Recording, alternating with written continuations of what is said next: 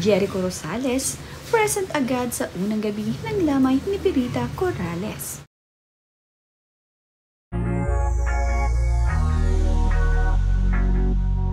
Sa unang gabi nga ng wake ni Pilita Corrales ay makikita na kasama ni Janine Gutierrez ang kanyang boyfriend na si Jericho Rosales. Present nga agad itong si Jericho sa unang gabi ng lamay ni Pilita.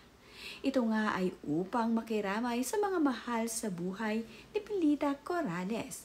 Nakikiramay nga ito dito sa pamilya ng kanyang girlfriend.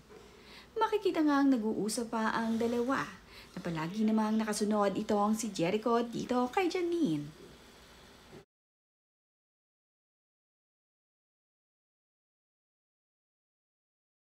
Makikita rin sa short video clip na ito na nakremake na nga ang labi ni Pilita. Marami rin ang ilang dumalaw dito. Nandito na nga ito ang sina Ramon Christopher na nag-aasikaso sa kanilang mga bisita.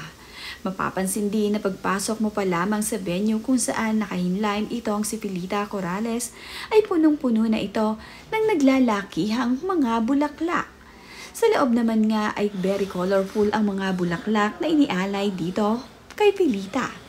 Magagandang bulaklak at mga paborito ngang kulay ni Pirita Corrales ang kanilang inilagay dito. Ito ngang si Jericho Rosales ay nakasuporta dito sa kanyang girlfriend na si Janine.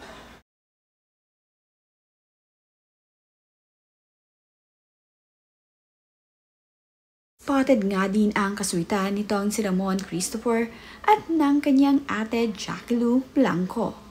Ganito pala kasweet ang magkapatid na ito. Na magkita nga sila dito sa burol ng kanilang mami ay talaga namang nagyakap ang dalawang ito. Kasama naman nila Jackie Lou Blanco at Ramon Christopher ang kanilang mga anak. Palagi nga silang nakabantay dito. Sama-sama nga ang buong pamilya para dito kay Mamita. Ang lahat nga ng apo ni Mamita ay kumpleto dito.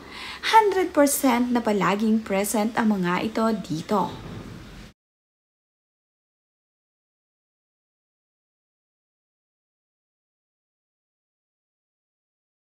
Marami na nga sa mga kaibigan ni Pilita Corrales ang dumadalaw dito sa kanya.